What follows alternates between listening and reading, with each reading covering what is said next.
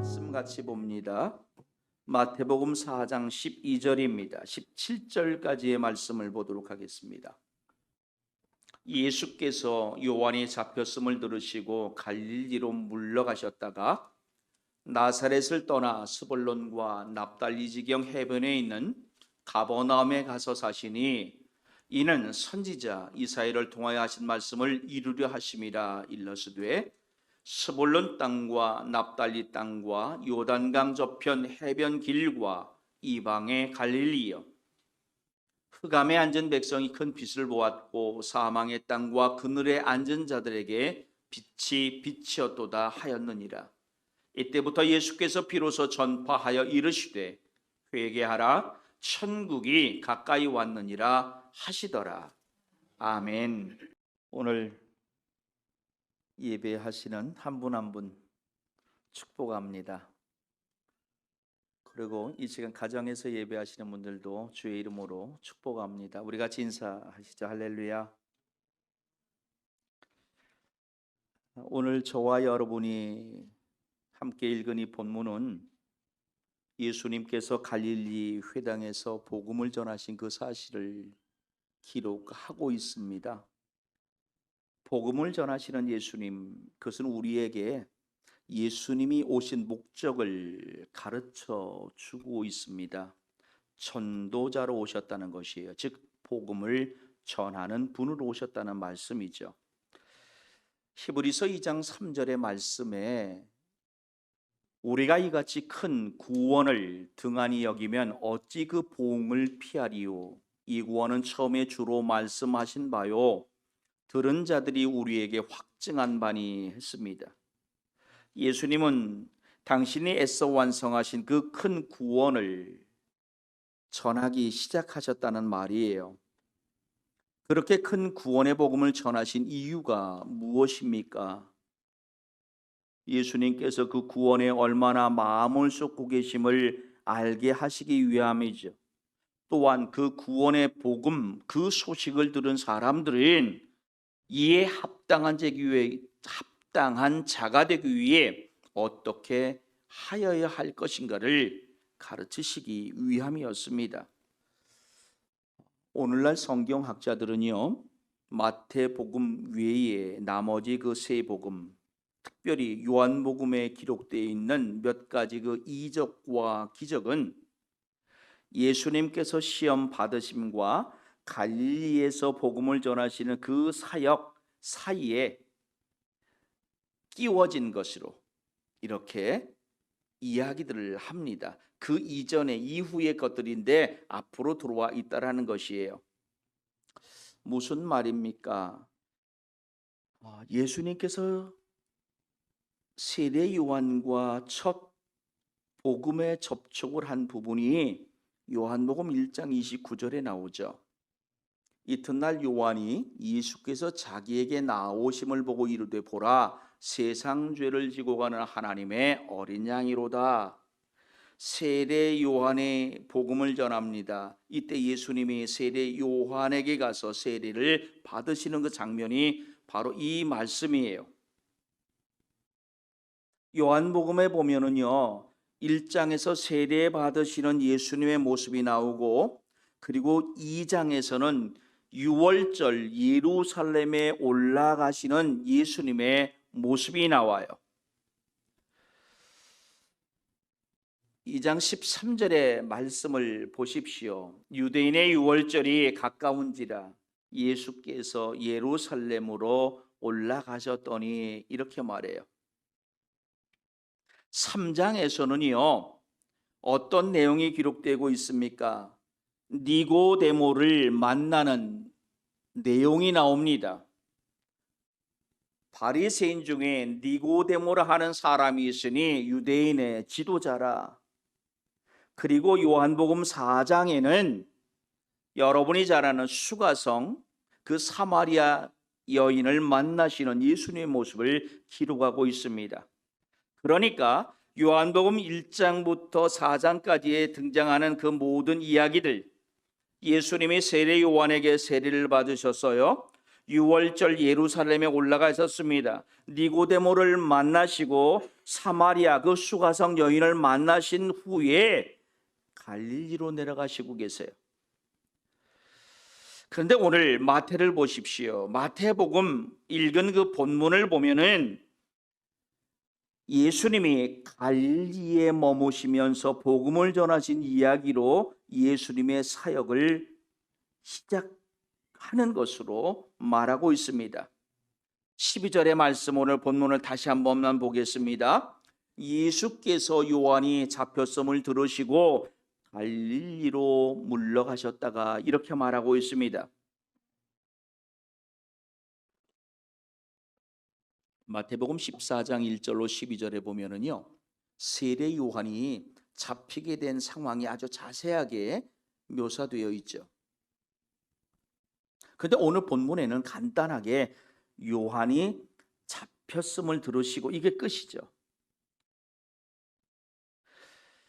본문 12절은 요한이 체포된 이 사건이 중요한 것이 아니라 예수님이 갈릴리로 물러가시는 이 장면이 더 중요한 것이에요. 그렇기 때문에 예수님의 갈릴리 사역의 그 시작이 대략 어디쯤인가를 알려주시려고 지금 체포되었다는 그 장면만을 소개하고 있는 것입니다. 그러므로 오늘 본문은 우리가 조금 더 쉽게 이해하려면 예수께서 요한이 잡혔음을 들으시고 갈릴리로 물러가셨다가 하는 이 말씀을 이렇게 해석해도 좋습니다. 예수께서 요한이 잡혔음을 들었을 때 갈릴리로 물러가셨다가 이렇게 해요. 요한의 기록과 그리고 오늘 이 마태복음의 기록 중에 서로 같은 시선을 가지고 있다는 것을 보게 되죠. 즉 예수님의 그 복음 전하는 사역이 어느 시점에서 시작되었느냐 하는 것이에요. 오늘날 성경학자들은요, 예수님의 복음을 전하는 그 시점을 크게 두 가지로 나누죠. 하나는 세례를 받으신 후에 세례 요한이 체포돼 죽임당하는 그때까지 함께 사역했다라는 것이에요. 그래서 오늘 본문도 보십시오. 그저 저는 문맥으로 보면은 잡혔다는 그 말씀을 들었을 때 갈릴리로 내려가셨다라고 말하고 있잖아요. 그건 그 전에 어디선가 사역하시는 장면을 우리가 엿볼 수 있는 거죠. 본문 17절에서도 오늘 4장 17절에 보면은요, 여기서부터 근데 또 복음을 시작했다라고 오늘 성경은 말하네요. 보세요. 이때부터 예수께서 비로소 전파하여 이르시되 회개하라 천국이 가까웠느니라. 마태복음에 이 또 본문은 두 가지 모습이 다 등장하는 거예요.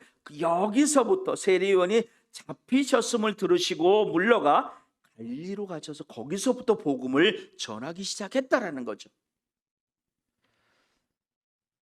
여기서부터 세례를 베푸셨다는 거예요. 요한복음 3장 22절의 말씀을 보세요.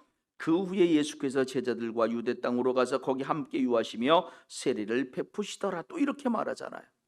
그러니까 분명 성경 말씀을 접하는 독자들은 이 두 가지의 모습을 다 가질 수 있어요.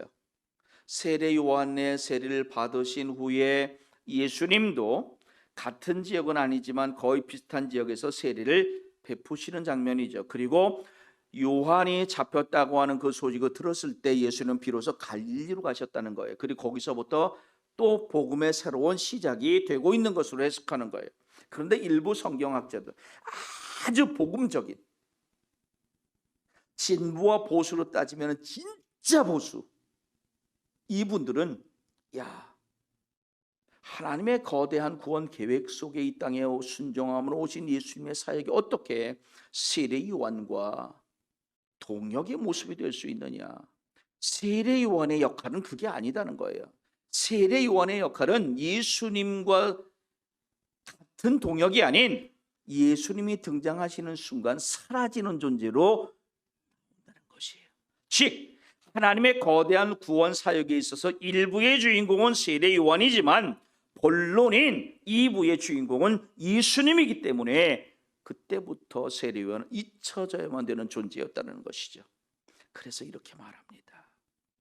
달과 별이 캄캄한 어둠 속에서 빛이 나요. 그러나 시간이 지나 밝은 해가 떠오르면 그 달과 별은 어느 틈에 그 밝은 태양의 빛에 가려져 보이지 않게 되죠. 세례 요한이 그런 분이었다는 것이에요. 즉 세례 요한은 예수님의 앞선 선구자로 이 땅에 오셨지 예수님의 동역자로 오신 것이 아니라는 겁니다. 그래서 예수님의 등장과 더불어 세례 요한은 스스로 자기의 때를 알아 겸손히 물러나고 있다라는 것이 예수님에게 그 길을 비켜주시고 있다라고 설명하고 있어요. 자, 어찌되었던 이 상반된 주장, 그럼에도 공통된 주장이 있어요. 일치된 마음은 뭐냐면 여러분 마치 한 우리의 두 마리의 사자가 공존하는 것 같은 모습이잖아요. 세례 요한의 말씀을 전함, 예수님의 말씀을 전함. 사람들은 갈등할 수도 있었을 거라는 겁니다. 나는 세례 요한의 말씀을 따르는 자야, 나는 예수님의 말씀을 따르는 자야.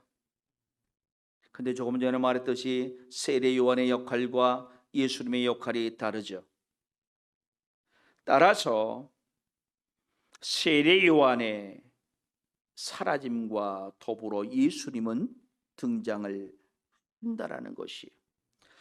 바로 이것을 강조하기 위해서 마태복음은요, 세례 요한의 투옥과 더불어 예수님의 사역이 갈릴리에서 시작되었다. 그래서 오늘 읽은 그 본문 17절에 보니까 이때부터 회개하라 천국이 가까웠느니라 선포하셨더라 이렇게 말하고 있어요.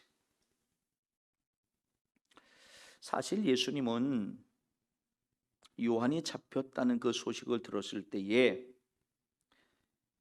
갈릴리로 가시는 이유를 우리는 어떻게 찾아야 될까요?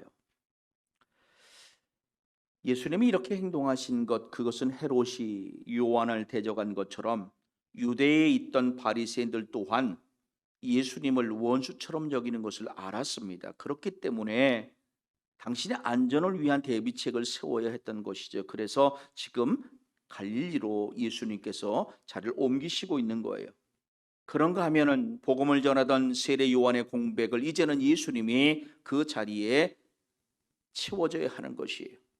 그러니까 세례 요한은 아무런 역할도 한 것이 아니라 세례 요한이 펼쳐놓은 그 복음의 기초 위에 예수님은 같은 복음으로 더 튼튼하게 건물을 지어야만 했던 것이에요.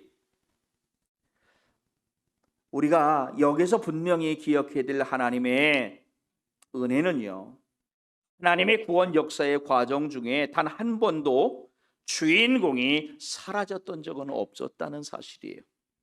하나님은 항상 예비해 놓으시고 계세요.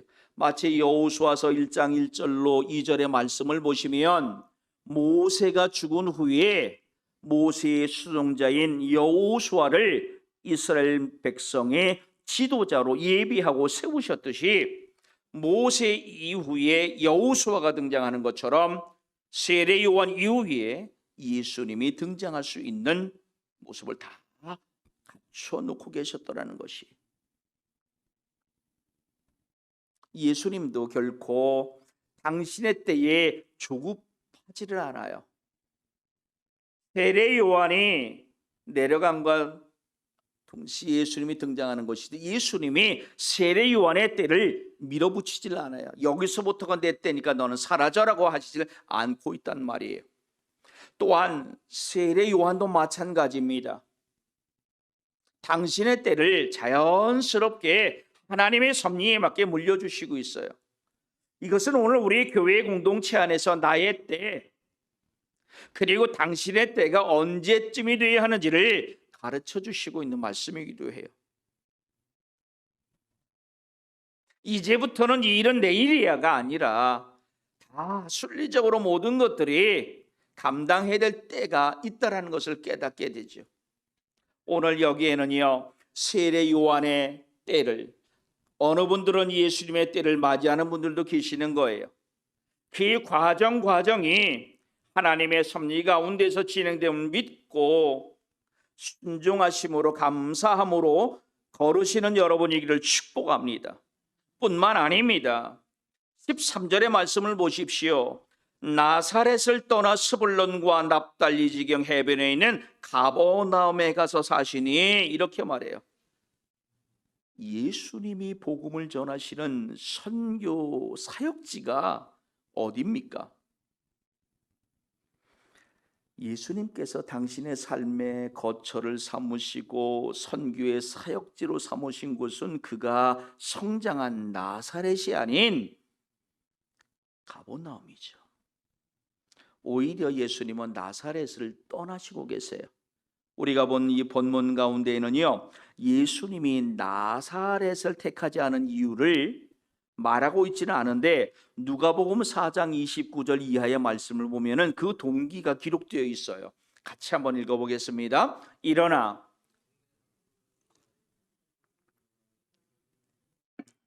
산 낭떠러지까지 끌고 와서 밀쳐 떨어뜨리고자 하되 예수께서 그들 가운데로 지나서 가시니라. 갈릴리의 가버나움 동네에 내려오사 안식일에 가르치심에. 아멘. 여러분, 한 곳을 더 볼게요. 요한복음 4장 45절의 말씀도 먼저 같이 한번 읽습니다. 갈릴리에 이르심에 갈릴리인들이 그를 영접하니 이는 자기들도 명절에 갔다가 예수께서 명절 중 예루살렘에서 하신 모든 일을 보았음이더라. 아멘. 이 장면은 가버나움의 장면이에요. 갈릴리, 나사렛은 예수님을 배척하고 쫓아내요. 그런데 가버나움은 예수님을 영접하고 있어요.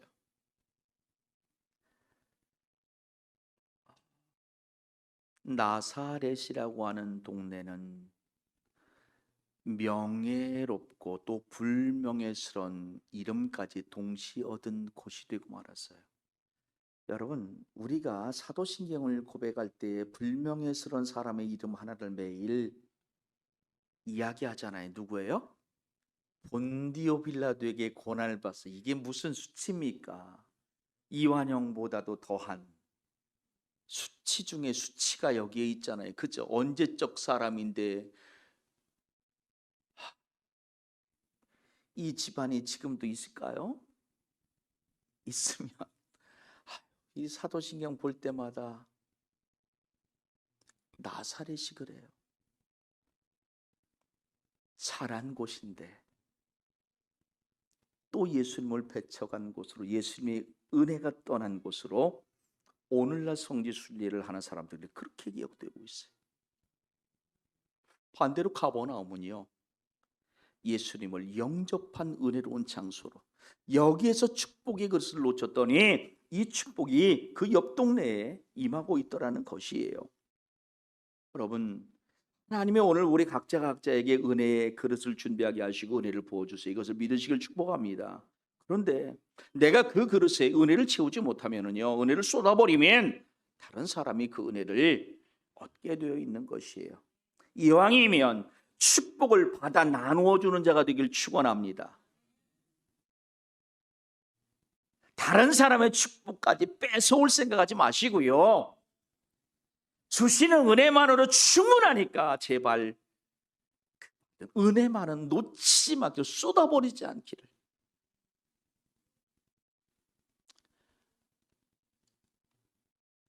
사실 이 모든 과정은요, 하나님의 섭리 가운데서 이루어지고 있는 것들이에요. 그래서 앞서 일부 성경학자들이 그렇게 말했잖아요. 예수님의 사역이 같이 어느 부분에서 중첩이 되고 진행된다, 독자적인 복음 전함이 시작된다라고 말하는 사람도 있는가 하면 중첩이 아니라 끊어지고 시작된다, 이렇게 보고 있는데 둘 다 맞는 거예요. 둘 다 맞아요. 마찬가지로 오늘 하나님께서 나사렛이 아닌 가버나움을 택하게 된 그 이유, 여러분, 우리가 흔히 생각할 때 복음의 사역, 오늘로 말하면 교회를 세우는 데 있어서, 교회를 개척하는 데 있어서 큰 도시, 당시에 그 예루살렘이 낫겠어요? 아니면 나사렛 저 변병이 낫겠어요? 거기에서도 이 가버나움 어디가 나을 것 같아요? 나사렛보다는 가버나움이 나아요. 왜냐하면 가버나움은요, 당시 상업의 요충지였어요. 교통의 중심지였어요. 마가복음 2장 14절을 보면은 여기에 세관이 있었습니다. 또한 여기에 마태복음 8장 5절 이하에 보면은 로마에 주둔된 군대가 있었어요. 백부장이 여기 있었다. 그러니까 제법 괜찮은 동네예요. 그런데 이스라엘에게는 이 가버나움이 어떤 동네죠? 북쪽 변방이에요. 유대는 남쪽이잖아요. 유다는 예루살렘 것은 중심이 남쪽에 있잖아요. 근데 여기는 북쪽 끝이에요. 오늘 우리로 본다면 저기 고성 위, 거기다 더 위, 그런 동네란 말이에요. 그러면 여러분, 추운 지역에서 사는 사람들과 저 따뜻한 지역에서 사는 사람 대부분 성격이 어디가 더 강해요? 뭐 추운 지역에서 사는 성격이 조금 더 강성이 있어요. 그죠? 그러니까 여기 사람들 그렇게 좀 억척스러운 것, 도시에 사는 사람보다도 이 해변가 산에, 산 깊은 산 중에서는 좀 억척스러운 것들이 있단 말이에요. 그렇게 인식했어요. 유대인들은 이 가버나움에 사는 사람들을 야만적이고 촌스러운 사람들로, 그래서 멸시를 해요. 그리고 이 사람들은 뭘 배운다는 거, 이 머리로 뭘 배우다기보다는 그냥 군인이 체질에 맞는 몸으로 때우는 것이 좋은 사람, 이렇게 생각했단 말이에요. 그래서 나사렛에서 무슨 선한 것이 나올 수, 이게 다 그 속하는 말인 거예요. 이 나사렛 지역이 그런 지역이었단 말이에요. 그 지역 갈릴리, 그 지역 가운데 나사렛, 이 가버나움이라고 다르지 않았어요. 바로 그런데 예수님은 여기에 선교지를 세우신 겁니다. 성경학자들은요, 이 가버나움이 예수님의 아버지였던 요셉이 살고 있었더라고, 당시에. 그리고 그렇지는 않았을지라도 최소한 요셉의 집이 있었다라고 그렇게 말하는 분들이 있어요. 또한 오늘 말씀을 기록한 이 마태의 고향이 여기라는 거예요. 가버나움. 그리고 잘 아시는 마태복음 8장 14절에 보니까 베드로의 집에 들어가서 그의 장모가 열병을 앓아 누웠다라는 말씀이 나오는데 이곳이 바로 가버나움이죠. 마가복음 1장 29절에서도 회당에서 나와 야고보와 요한과 함께 시몬과 안드레의 집에 들어갔다 했는데 바로 여기가 가버나움이에요. 그래서 성지순례 중 나사렛과 가버나움 꼭 가는데, 나사렛은 약간의 그런 오명까지도 있지만 가버나움은 심지어 베드로의 집이라고, 그게 베드로의 집인지 모르겠어요. 어쨌든 그 지역에서는 형체가 그게 제일 괜찮아서 그걸 베드로의 집이라고 하는 것 같아요. 이게 베드로 장로가 열병을 앓아 누웠다가 치유받은 장소라는 곳이 있어요.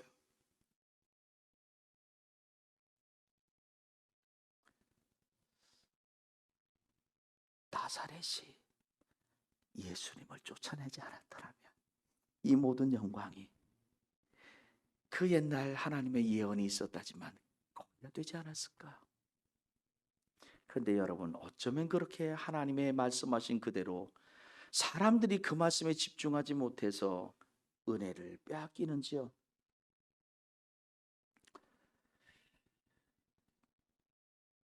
이사야 9장 1절로 2절에 보면 일찍이 바로 이 가버나움에 대한, 즉 갈릴리 지역에 대한 하나님의 예언이 이루어진 것이 바로 그 15절과 16절에 있는 말씀입니다.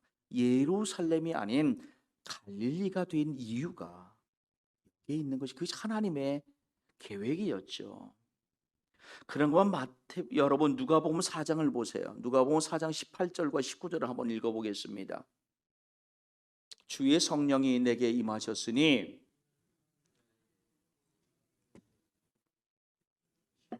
나를 보내사 포로된 자에게 자유를, 눈먼 자에게 다시 보게 함을 전파하며 눌린 자를 자유롭게 하고 주의 은혜를 전파하게 하려 하심이라 하였더라. 아멘.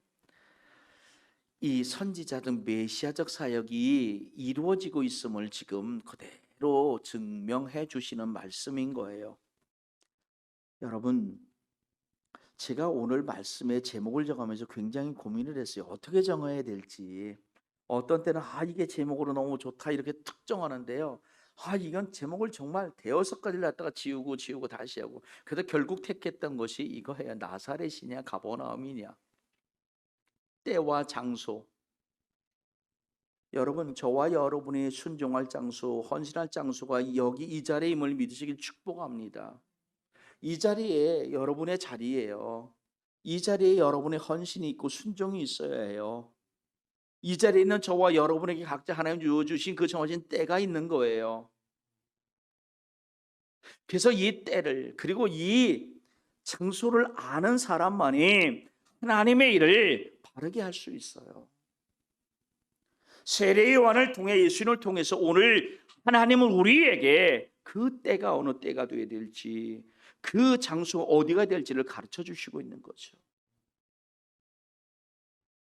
아유, 여기는 충분한데 내가 일할 자리가 아니네, 이런 웃기는 소리 하지 마시고요. 그 자리가 여러분 있어야 될 자리. 열심히 하고 있는 그 자리, 아우 나도 저희가 좋은 것 같아요, 비집고 들어갈 생각하지 마시고요. 있어야 할 그 자리. 오늘 말씀을 통해서 나의 사역이 어느 때인지, 나의 사역의 장소가 어느 때인지를, 그래서 세례 요한처럼, 예수님처럼 복음의 사역을 때에 맞게 맞는 장소에서 감당하시는 저와 여러분이 되기를 축복합니다.